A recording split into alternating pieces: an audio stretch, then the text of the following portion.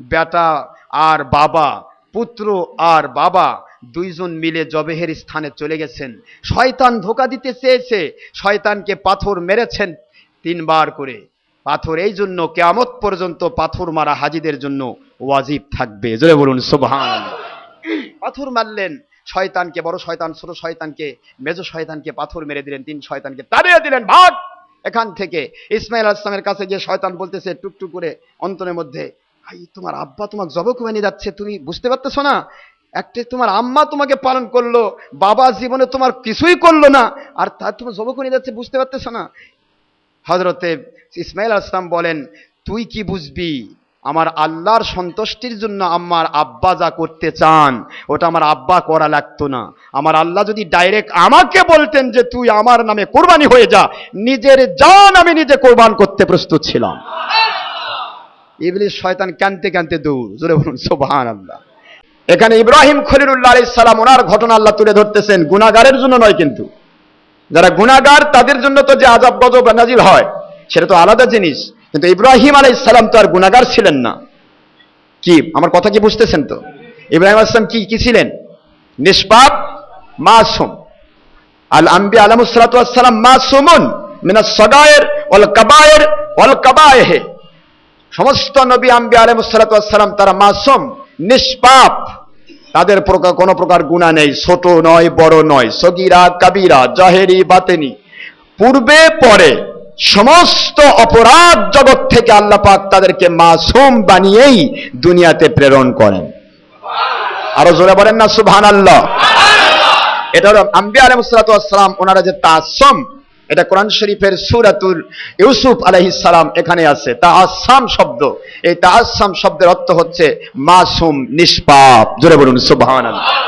সুতরাং নবীদের ব্যাপারটা নিয়ে আমাদের আলোচনা আসবে। মুহররমুল হারাম সম্পর্কে যখন আমরা আলোচনা করব তখন নবীদের সম্পর্কে, সাহাবায়ে কেরাম সম্পর্কে এবং আশুরা মিনাল মুহাররম সম্পর্কে আলোচনা আসবে ইনশাআল্লাহ। এখন আমাদের আলোচনা হচ্ছে পরীক্ষা।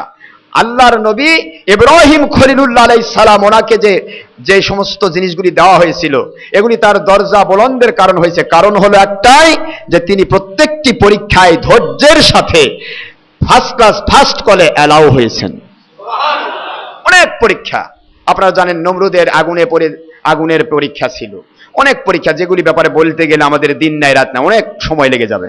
আমি সংক্ষিপ্ত আকারে এই পবিত্র জিলহজ মাসে কোরবানির বিষয়টা আমি আপনাদেরকে বোঝাতে গিয়ে তার এই পরীক্ষাটা আমি আপনাদের বুঝাই দিচ্ছি।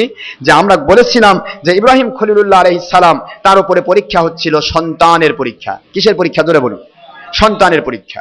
এগুলি ঘটনা বলা উদ্দেশ্য নয়, উদ্দেশ্য হচ্ছে এখান থেকে জিস্ট কিছু সাবস্টেন্স, সামারি কিছু শিক্ষা আপনাদের জন্য দেওয়া, এই উদ্দেশ্যে কথাগুলি বলা।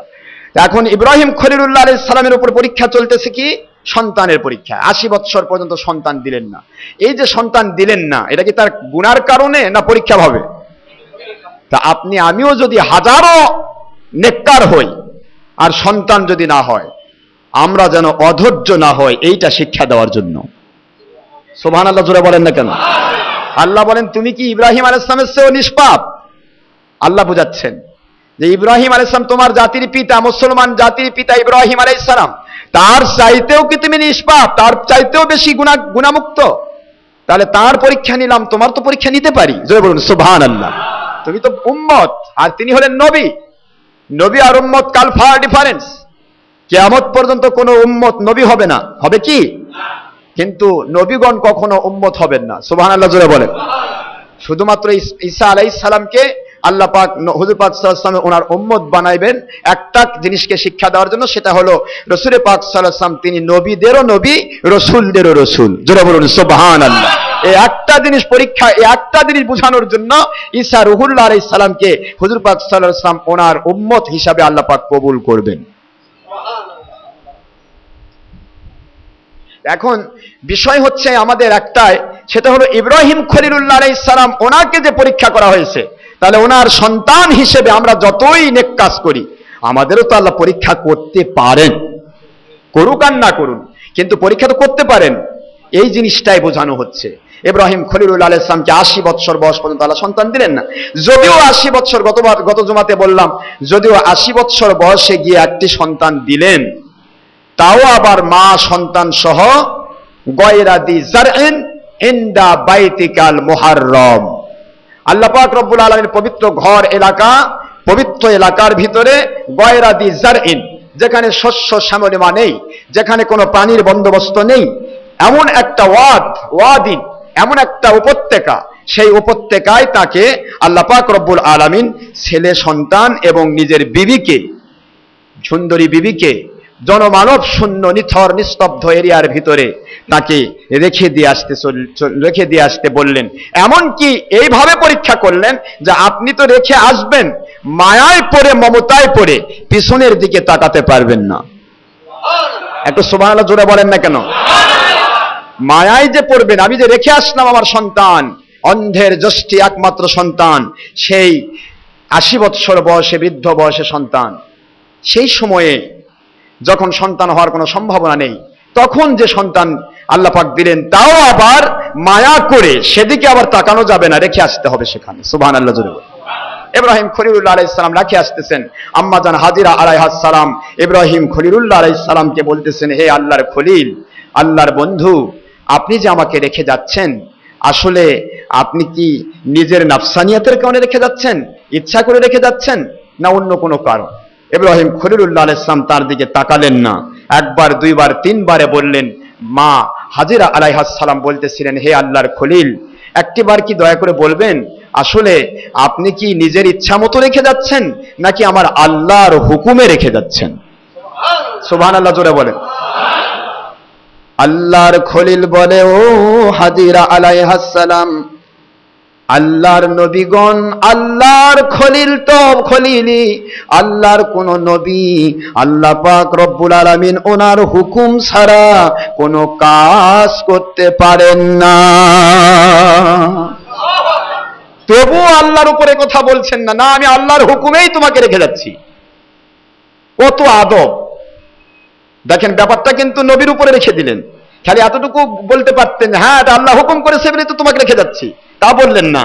আল্লাহর নবীগণ কখনো আল্লাহর হুকুম ছাড়া কোনো কাজ করতে পারেন না।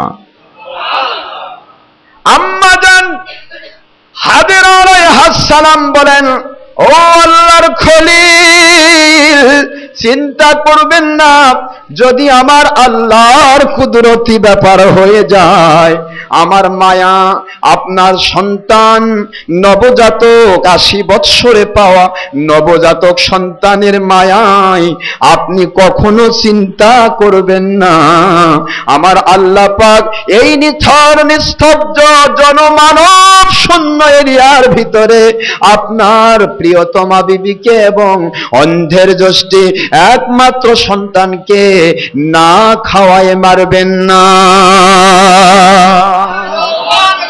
আমি নির্ভরশীল হয়ে গেলাম আমার ওই আল্লাহর কুদরতের উপরে, যিনি আপনাকে আমার উপরে এই আদেশ করার হুকুম দিয়েছেন।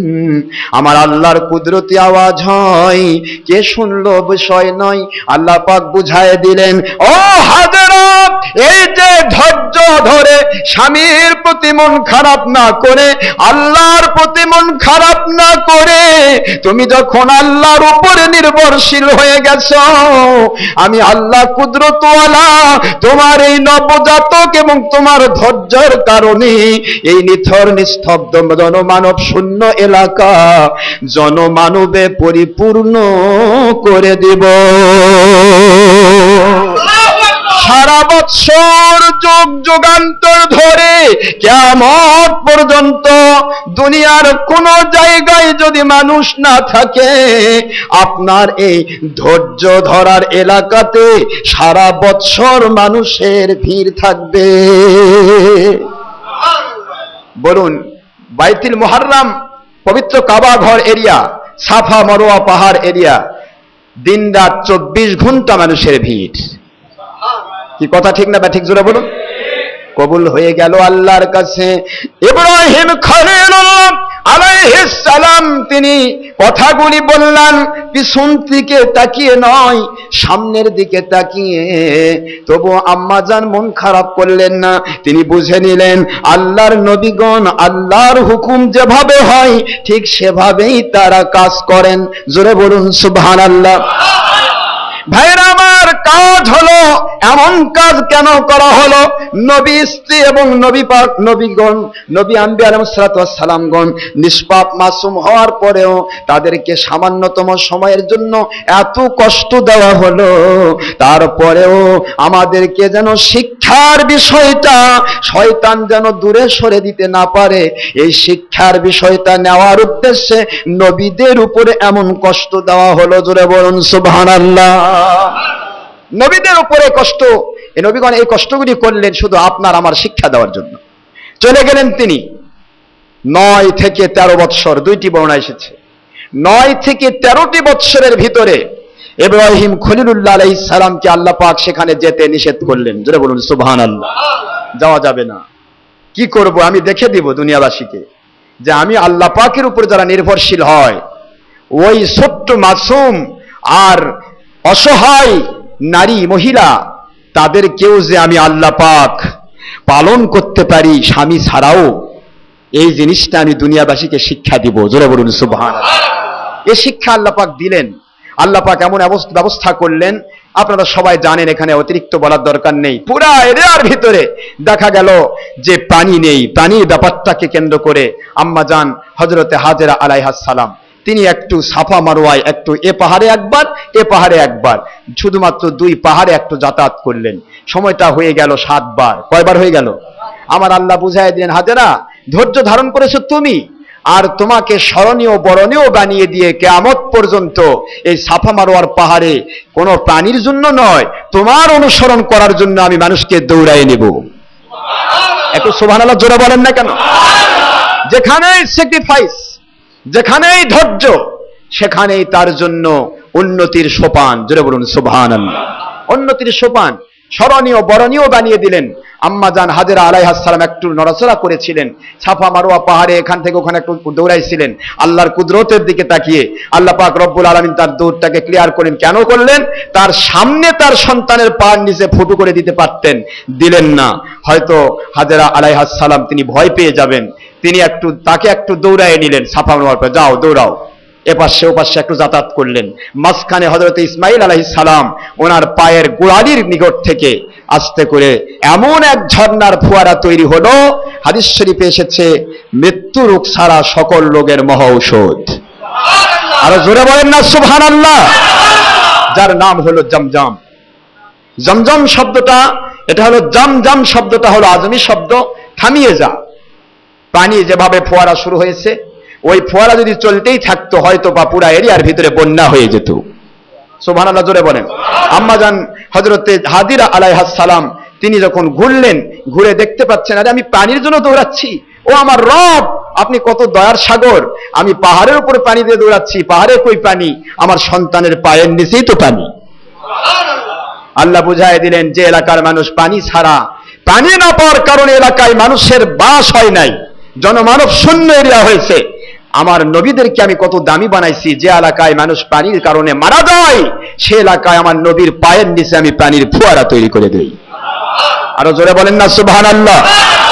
ইব্রাহিম খলিলুল্লাহ আলাইহিস সালাম তার এখানে কোনো ভূমিকা নেই, এখানে শুধু ইসমাইল আলাইহিস সালাম আর আম্মা জান হাজেরা আলাইহাস সালাম তাদেরই ব্যাপার। এখানে আম্মা জান হাজেরা আলাইহিস সালাম চারদিক থেকে জোর আস্তে করে একটা বালি দিয়ে তো আর পানি বাঁধা যায় না, বালি দিয়ে আস্তে করে একটা ব্যারিকেড দিলেন, আর জমজম শব্দ বলার সাথে সাথে ফোয়ারাটা বন্ধ হয়ে গেল। জোরে বলুন সুবহানাল্লাহ।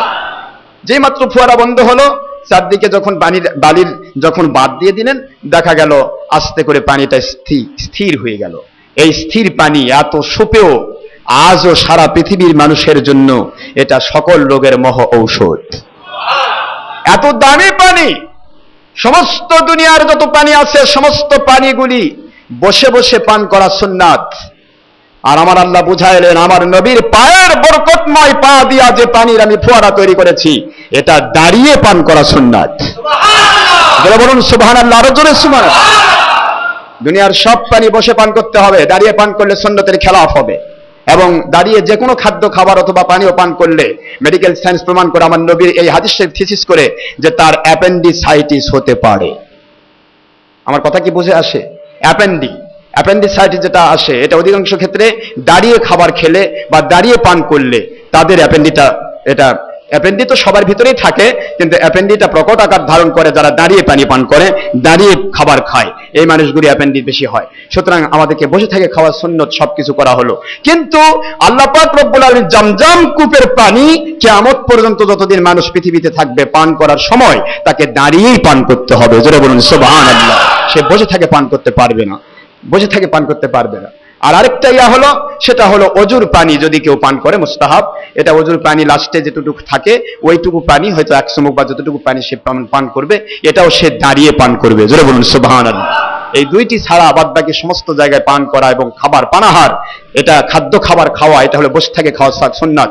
বসে থেকে না খেলে তার যে কোনো দুরারোগ্য হতে পারে। ভাইরা আমার আসুন, তো এখানে জামজাম ব্যাপারে বলতে গেলে প্রতিটা ক্ষেত্রে অনেক বড় বড় পয়েন্ট আছে, যেদিকে যাব সেদিকে সময় লাগবে ঘন্টার পর ঘন্টা, কিন্তু আমি অতি অল্প সময় নেওয়ার উদ্দেশ্যে আমি শুধু সংক্ষেপ করে দিচ্ছি। তো জমজমের বিষয়টা হয়ে গেল, আম্মাজান জমজম কূপ পেলেন। কি একটা বিষয়, এই জমজম তো ওখানে তৈরি হলো কে জানবে? সারা দুনিয়ার মানুষ তো চতুর্দিকে ভরা, কিন্তু সে এলাকায় তো কোনো মানুষ যায় না। আল্লাহ পাক রব্বুল আলামিন একটা কাফেলার মধ্যে আস্তে করে ইলকা করে দিলেন, যাও পুরা এলাকার মধ্যে পানি পাচ্ছ না তো, ওই এরিয়ার মধ্যে খোঁজো, ওখানে তোমরা পানি পেয়ে যাবে। তাছাড়া তো মানুষ আসতেছে না। এখন এলকা যখন হয়ে গেল, বিশাল বড় কাফেলা মরুভূমির ভিতরে চলমান, তারা বলতেছিল, আমাদের মন বলতেছে ঠিক যেন ওই এরিয়া গয়রাজি জারইন ইনদা বাইতিকাল মুহাররম, কোরআন শরীফ ভাষা এই বাইতে মুহাররমের কাছে এই এলাকা পুরাটাই হচ্ছে মরুভূমি, কিন্তু তারপরও আমাদের মন বলতেছে মনে হয় ওখানে কোনো পানির ব্যবস্থা আছে। জোরে বলুন সুবহানাল্লাহ। এটা আল্লাহর কুদরতি ইলকা। তাদের মাধ্যমে ওখানে মানুষের বাস শুরু করবেন, তাদের মাধ্যমে এই এলাকা করবেন পবিত্র। জোরে বলুন সুবহানাল্লাহ। মানুষগুলি চলে গেল, সে মানুষগুলি গিয়ে দেখে তারা পাগল হয়ে গেল। আরে সে পানি তো পানি, এমন পানি জীবনে পুরা মরুভূমি এলাকায় শুধু নয়, কোন জায়গাতে পাতালপুরি পানিও এত সুপেয় পানি না। জোরে বলুন সুবহানাল্লাহ। এই পানি পাওয়ার পরে তারা খবর দিতে লাগলো, বিভিন্ন জায়গায় মানুষকে খবর দিতে লাগলো, পানির ফোয়ারা, তা দিয়ে যত পানি তোলা হয়, কিয়ামত পর্যন্ত যত পানি জমজম থেকে তোলা হবে, জমজমের পানি এক ফোঁটাও কমবে না। জোরে বলুন সুবহানাল্লাহ। পানি উঠানো হচ্ছে, একটার পর একটা মানুষের বাস বেড়ে যাচ্ছে। 13 বৎসরের ভিতরে, 9 বৎসর মতান্তরে 13 বৎসর, এই 13 বৎসরের ভিতরে হাদিস শরীফ বর্ণনা করে, তাফসীরের কিতাব বর্ণনা করে, পুরা আরব রাজ্যের যত জায়গায় মানুষের বাস ছিল তার চাইতে বেশি মানুষের বাস হয়ে গেল বাইতে মুহাররম পবিত্র কাবা ঘর এরিয়ার ভিতরে। আরো জোরে বলেন সুবহানাল্লাহ, আরো জোরে বলেন আল্লাহু আকবার। যেখানে পানির কারণে মানুষ আসতো না, সে এলাকা হয়ে গেল মানুষের ভিড়, একটা মানুষ পাওয়া যেত না, সেখানে মানুষের ভিড় শুরু হয়ে গেল, মানব শূন্য এলাকা হয়ে গেল জনমানব আকীর্ণ। জোরে বলুন সুবহানাল্লাহ। সম্মানিত ভাইয়েরা, সেই এলাকার ভিতরে এটা হলো, তারপরে মানুষের বাস শুরু হয়ে গেল, বিভিন্ন রকমের ঘর বাড়ি শুরু হয়ে গেল। আম্মাজান হাজরা আলাইহিস সালাম আল্লাহর শুকরিয়া করলেন, সুবহানাল্লাহ, শুকরিয়া করলেন। কিন্তু এখানে বিষয় একটা, সেটা হলো যে ইসমাইল আলাইহিস সালামের বয়স এখন নাদুস চেহারা, 9 বৎসর মতান্তরে 13 বৎসর বয়স হয়ে গেছে। প্রায় বলতো, আম্মাজান কত মানুষেরা দেখা যায়, ওই যে দেখুন আম্মা, যখনই বিকাল বেলা গড়িয়ে আসে, বাবা এসে সন্তানগুলোকে ধরে ধরে নিয়ে বাড়ির দিকে চলে যায়। ও দরদি মা, আমার কি বাবা নাই, আমার কি বাবা নাই, আমাকে কি বাবা আল্লাহ পাক দান করেন নাই? আম্মা জান হাজরা আলাইহাস সালাম কোনো উত্তর দিতে পারতেন না। কারণ হচ্ছে একটাই, যেহেতু আল্লাহর পরীক্ষা কোন ক্ষেত্রে না জানি আমার আল্লাহ পাক পরীক্ষার ক্ষেত্রে পাস না করে ফেল করে দেন, এই জন্য আম্মা জান চুপচাপ থাকতেন। হঠাৎ করে দেখা যায় সাদা শুভ্র দাড়ি নূরানি চেহারার মানুষ পবিত্র জমজমকূপ এরিয়ার মধ্যে ঘোরাঘুরি করতেছেন। আম্মাজান হযরতে হাজিরা আলাইহাস সালাম ইসমাইল শিশু সন্তানের দিকে তাকায় বলে, বাবা তুমি যে বলেছিলে বারবার আমাকে বলো আমার কি বাবা নাই, মা আমার কি বাবা নাই? ওই যে তাকায় দেখো, উনজুর ইলাইহি, ওই মানুষটির দিকে তাকায় দেখো, ফাহুয়া আবুকা, উনি হচ্ছে তোমার আব্বা। বয়স হয়ে গেল 9 থেকে মতান্তরে 13 বছর। উনি তোমার আব্বা, দেখতে পাচ্ছ নুরানি চেহারার মানুষ, পুরা শরীরটা ঝলমল করতেছে, শুভ্র সাদা দাড়ি, পাকা দাড়িওয়ালা মানুষ, উনি তোমার আব্বা। যেই মাত্র শুনেছেন আমার আব্বা, একজন সন্তান জীবনে বাবাকে দেখে নাই, ওই মুহূর্তে যদি বাবার খবর পেয়ে যায়, দুনিয়ার সব যেন তার কাছে তুচ্ছ হয়ে যায়। দৌড় দিয়ে যায়, বাবা জীবনে কোনোদিন দেখলাম না, আজকে বাবা হিসেবে দেখলাম। ও দরদি বাবা, দুনিয়ার সব মানুষেরা বাবা হিসেবে সন্তানকে আদর করে, আপনি দয়া করে আজকে আমাকে আদর করবেন, আমি আপনাকে শ্রদ্ধা করব, ভালোবাসা দেব। এই মুহূর্তের ভিতরে ইব্রাহিম খলিলুল্লাহ আলাইহিস সালাম সামান্যতম হাললেন না, সামান্যতম নড়লেন না, মনের ভিতরে মায়ায় শুধু ভরে আছে। এই মাত্র সন্তানকে বুকের মধ্যে নিয়ে জড়িয়ে নিয়ে চুমু দিতে মন চায়, কিন্তু তা না করে বলতেছে, রে আমার আদরের সন্তান, হ্যাঁ বাবা, হ্যাঁ আমি তোমার বাবা, কিন্তু আজকে তোমাকে আমি আদর করতে আসি নাই, আজকে তোমাকে একটা স্বপ্নের কথা বলার জন্য এসেছি। আমি আজকে দেখতে পেলাম বাবা, স্বপ্নের ভিতরে আমার আল্লাহর সন্তুষ্টির জন্য তোমাকে কোরবানি করে দিচ্ছি। আল্লাহু আকবার, জোরে বলুন। তোমাকে আমি আদর দিতে আসি নাই বাবা, তুমি আমার সন্তান, আমি তোমার বাবা, শুধু তোমাকে জানাতে এসেছি। আজকে রাত্রে আমি স্বপ্নে দেখলাম, কোনটা? ফালাম্মা বালাগা মাআহুস সাইয়া ক্বালা ইয়া বুনাইয়া ইন্নী আরা ফিল মানামি আন্নী আযবাহুক ফানদুর মাযা তারা।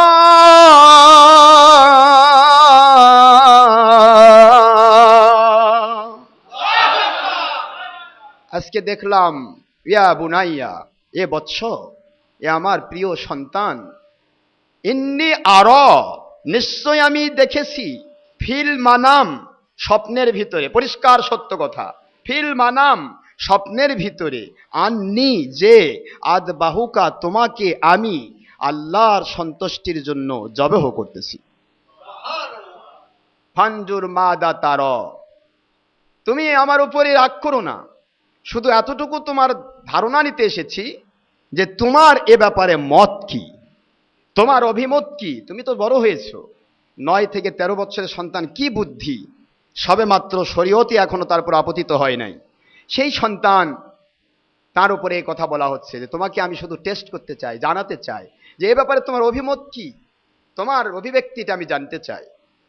মনে মনে বলতেছেন যে তুমি যদি রাজি নাও হও, তবু আমি তোমাকে জব করব আমার আল্লাহর সন্তুষ্টির জন্য। কিন্তু তোমাকে আমি এটা বললাম এই জন্য যে আমি শুধু আল্লাহর জন্য জবেও করে আমি শুধু স্যাক্রিফাইসের মর্যাদা পাবো তা নয়, এই স্যাক্রিফাইসের সাথে তোমাকেও আমি শামিল করতে চাই। তুমি যদি এখানে রাজি হয়ে যাও, এগুলো একটা কথাও মনের, সব মনের কথা, প্রকাশ না, শুধুমাত্র বলে দিলেন যে আমি তোমাকে জব করতেছি, তুমি মত দাও, রায় দাও, অভিমত দাও, কি করবে তোমার অভিব্যক্তিটা আমাকে জানাও। কিন্তু ভিতরের কথা হচ্ছে তোমাকেও আমি এই বিশাল কল্যাণমূলক আমার আল্লাহর সন্তুষ্টিপূর্ণ স্যাক্রিফাইসে আমি, যেহেতু তোমার জানটা খতম হয়ে যাবে, শুধু এমনি জান খতম হয়ে গেলে তোমার কোনো পাওনা থাকলো না, তার যেন না হয়, বরং তুমি নিজেও জান দিয়েছো, আল্লাহর সন্তুষ্টির জন্য এরকম একটা স্যাক্রিফাইস, জাবিহুল্লাহিল আকবার, বিশাল বড় একজন আল্লাহর পক্ষ জন্য জবাহকৃত, এই কথাটা যেন প্রমাণিত হয়ে যায়, এই জন্য আমি তোমাকে পরামর্শ চাচ্ছি। জোরে বলুন সুবহানাল্লাহ। আল্লাহ তো বলেছিলেন যে আমি আপনাকে ওয়াদা করতেছি, ওয়াবাশশারনাহু বিগুলামিন হালিম, আমি আপনাকে দান করব একজন ধৈর্যশীল সন্তান। জোরে বলুন সুবহানাল্লাহ। কি ধৈর্যশীল? 9 বছরের সন্তান অথবা 13 বছর, এর মাঝখানে সন্তান, কি এত বেশি বুদ্ধি আছে? বলতে পারতো আব্বাজান দীর্ঘ 9 থেকে 13 বছর আপনাকে দেখিনি, ওটাই ভালো ছিল। ঠিক না ঠিক? দেখিনি, ওটাই ভালো। মায়ের আন্ডারে বড় হয়েছি, মাই আমাকে বড় করেছে, এ পর্যন্ত যথেষ্ট, এ পর্যন্তই যথেষ্ট। আর আপনার সাথে আপনি আসছেন 9 বছরের পরে মায়া দেখাবার এসে আমাকে জব করা দেখাচ্ছেন, অতএব দরকার নেই, এটা বলতে পারতেন। অথবা ইব্রাহিম আলাইহিস সালাম স্বপ্ন বলে এটা থেকে নিজেকে দূরে রাখতে পারতেন, অ্যাভয়েড করতে পারতেন, অথবা স্বপ্ন হিসেবে এটা থেকে গড়িমসি করতে পারতেন। ইসমাইল আলাইহিস সালাম তিনিও বলতে পারতেন যে আব্বা স্বপ্ন তো, মানুষের কত প্রকার স্বপ্ন হয়, আপনি বুড়া হয়েছেন, মতিভ্রম হয়েছে, হয়তো বা ভুল স্বপ্ন দেখেছেন, স্বপ্ন মানুষের কত কি হয়ে যায়। কিন্তু আসলে এরকম কোনো কথা তার মধ্যে থেকে আসলো না, কারণ আল্লাহ পাক তাকে দেওয়ার সময় বলেছেন আমি আপনাকে দিব একজন ধৈর্যশীল সন্তান, হালিম, চরম ধৈর্যশীল, ইসমে ফাইল মুবালিগা, হালিম, চরম ধৈর্যশীল সন্তান আমি দান করব। ওই ধৈর্যশীল সন্তানের মাথায় ওই সমস্ত চিন্তা আসলো না, ওই স্বপ্ন হিসেবে এড়িয়ে যাওয়ার কোনো চিন্তা তার মাথায় আসলো না। বৃদ্ধ বাবা, 90 বছরের বয়সের বাবা, তিনি 90 বছর বয়সী, হয়তো মতিভ্রম হয়েছে, এ চিন্তা তার মাথায় আসলো না। এক কথায় তিনি বলে দিলেন, ক্বালা ইয়া আবাতিফ আল মা তুমারু সাতাজিদুনি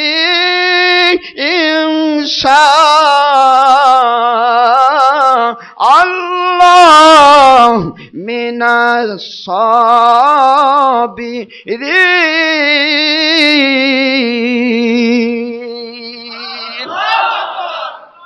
সাতাজিদুনি ইনশাআল্লাহু মিনাস সাবিরিন, আপনি অবশ্যই আমাকে ধৈর্যশীলদের ভিতরে পাবেন বাবা, চিন্তার কোনো কারণ নাই।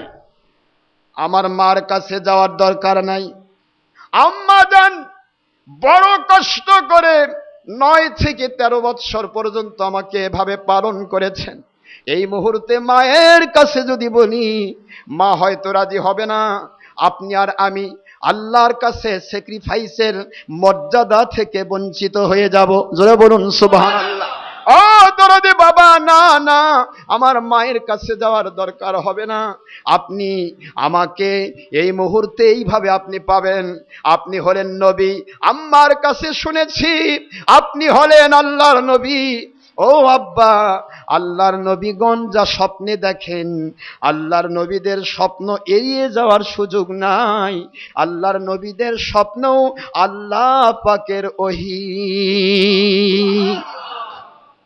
ইয়া আবাতি ফাআল, আয় আমার আব্বাজান, মা তুমার, আপনি যা স্বপ্নে আদিষ্ট হয়েছেন, এই মুহূর্তে কোনো দেরি নেই, কোনো রকমের সময় নেই। এই মুহূর্তে আপনি আপনার স্বপ্নের ব্যাপারটা ঘটিয়ে ফেলুন ঘটনা।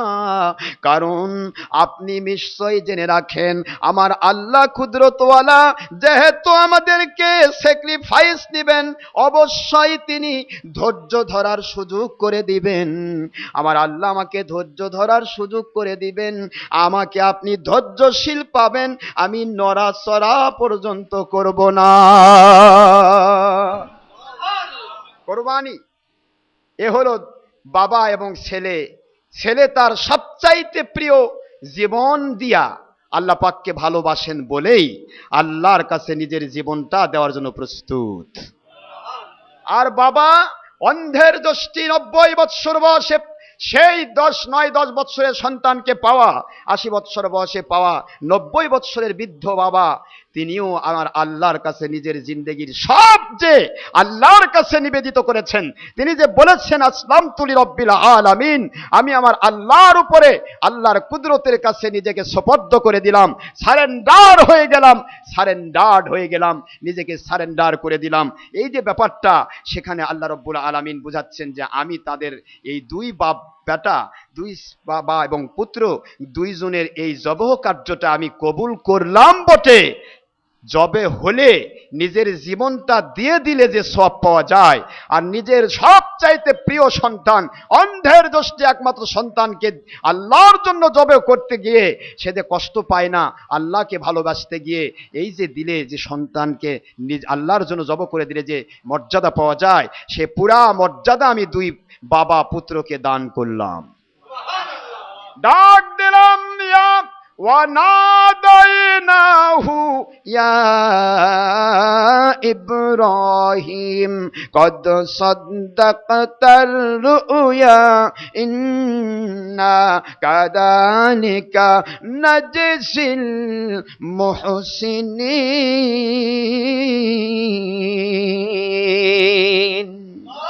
আল্লাহ পাক বললেন, নবী, ও আমার নবী খলিলুল্লাহ ইব্রাহিম আলাইহিস সালাম ইচ্ছা করলে স্বপ্ন হিসেবে বাবা সন্তান দুইজন এড়িয়ে যেতে পারতেন, কিন্তু গেলেন না।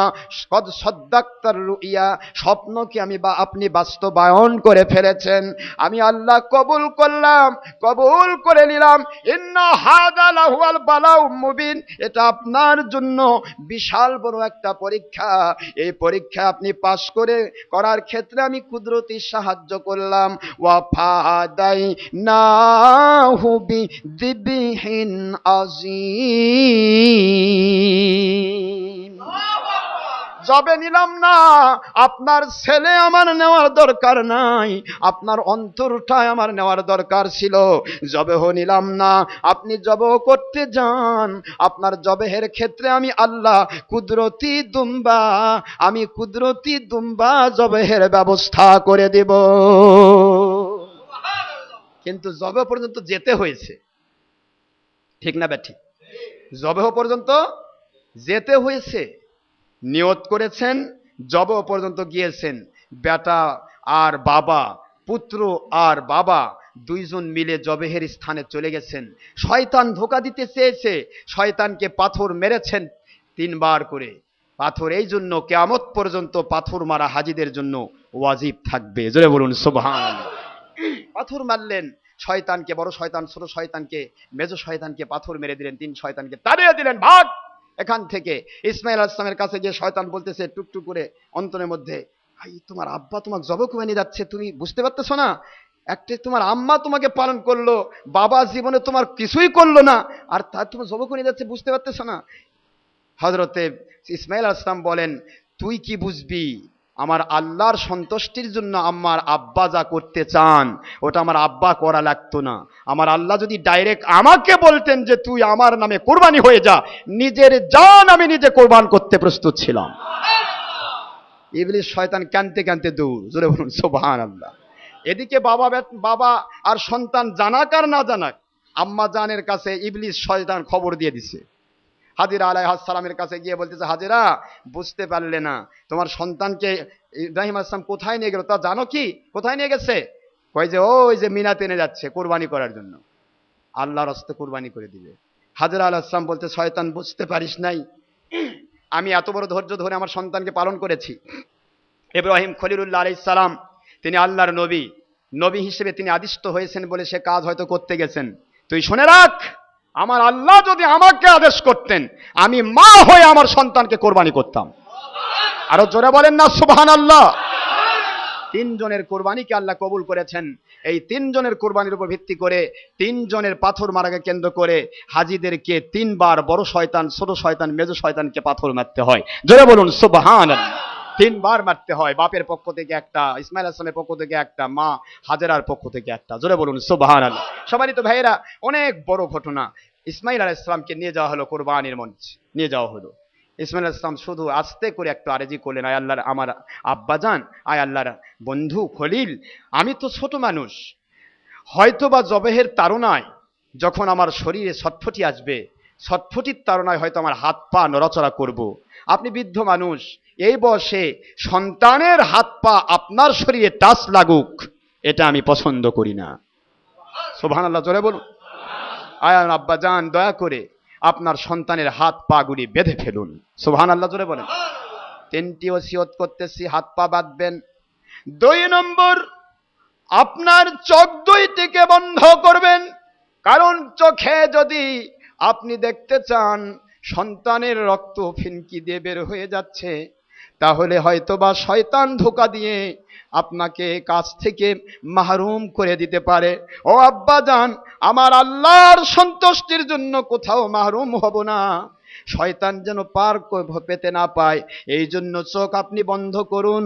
চোখ বন্ধ করে আমার হাতের, আমার গলার ভিতরে আপনি কাজ করবেন, এটাই আমার আবেদন। 3 নম্বর আবেদন, আমার রক্তমাখা জামাটা, এটা আমার আম্মা জান দীর্ঘ 9 থেকে 13 বছর আমাকে পালন করেছেন। দেখতে পেলেন না আম্মা আমাকে, কিন্তু আম্মা জানের কাছে রক্তমাখা জামা জমা দেবেন আর বলবেন, আল্লাহর সন্তুষ্টির জন্য তোমার ছেলে নিজের জানটা আল্লাহর কাছে কুরবানি করে দিয়েছে, কিয়ামতে জান্নাতুল ফেরদৌসে তার সাথে দেখা হবে। আরো জোরে বলেন না আল্লাহু আকবার। আওয়াজ চলতেছে, ছুরি দিয়া কাজ করতেছে। ইসমাইল আলাইহিস সালামকে বাধা হলো, ইব্রাহিম আলাইহিস সালাম চোখ দুটি বন্ধ করলেন। বন্ধ করার পরে এবার তিনি তার শরীরের সর্বশক্তি দিয়া ইসমাইল আলাইহিস সালামের গলার উপরে তিনি ছুরি চালাচ্ছেন, কিন্তু কাটে না। আমার আল্লাহর কুদরত বলে, রে ছুরি, খবরদার, আমার ইসমাইলের একটা পশম যদি কেটে যায় তাহলে তোর উপরে আমি জাহান্নামী আযাব গজব নাজিল করব। ছুরি কাটতেছিল না, ইসমাইল আলাইহিস সালামের শরীর যখন কাটে না, ইব্রাহিম আলাইহিস সালাম ছুরির উপরে সামান্যতম নারাজ হয়ে গেলেন। ছুরিরে, আমার আল্লাহর মহব্বতে আমি সন্তানকে কোরবানি করব, আর তুই আমার কাজে বাধা দিচ্ছিস, এই বলে তিনি জোরে আঘাত করলেন পাথরের উপরে। পাথরটা কেটে ছুরির আঘাতে দ্বিখণ্ডিত হয়ে গেল। শরীর ভিতর থেকে আওয়াজ আসতেছে, ও আল্লাহর খলিল, আশেক আর মাসুকের ভিতরে খেলা চলতেছে, আপনি বুঝবেন না, আমার উপরে আমার আল্লাহর আদেশ যা, আমাকে তা পালন করতে হবে। আপনার উপরে আল্লাহ পাক যা আদেশ করেছেন আপনি তা পালন করুন। এখানে আপনার আমার শুধু আদেশ পালন করার কাজ, বাকিটা আমার আল্লাহর কুদরত করবে। জোরে বলুন সুবহানাল্লাহ। ছুরির আওয়াজ বুঝতে পারলেন, আস্তে করে এবার ছুরি ধরে নিয়া এবারে তিনি আস্তে করে যখন গলার মধ্যে চালিয়ে দিলেন, আল্লাহু আকবার, বিসমিল্লাহ আল্লাহু আকবার বলে যখন চালিয়ে দিলেন, সঙ্গে সঙ্গে কোরবানি হয়ে গেল। ইব্রাহিম আলাইহিস সালাম মনে মনে ভাবতে লাগলেন, ইসমাইল আলাইহিস সালাম কোরবানি হয়ে গেছে, আমার স্বাদ মিটেছে আল্লাহর সন্তুষ্টির জন্য। আস্তে করে নিজের চোখের বাঁধন খোলার আগেই দেখতে পাচ্ছেন, আল্লাহু আকবার, আল্লাহু আকবার, লা ইলাহা ইল্লাল্লাহু, আল্লাহু আকবার, আল্লাহু আকবার, ওয়ালিল্লাহিল হামদ। 3টি শব্দ পাওয়া গেল। এক জায়গায় ইব্রাহিম, এই দুইজনের বাবা সন্তানের কোরবানির দিকে তাকায়ে লক্ষ কোটি রহমতের ফেরেশতা আওয়াজ দিচ্ছে, আল্লাহু আকবার, সুবহানাল্লাহ বলুন। এবার ইসমাইল আলাইহিস সালাম ডান পার্শ্বে দাঁড়িয়ে থেকে বলতেছে, আল্লাহু আকবার, লা ইলাহা ইল্লাল্লাহ, জোরে বলুন সুবহানাল্লাহ।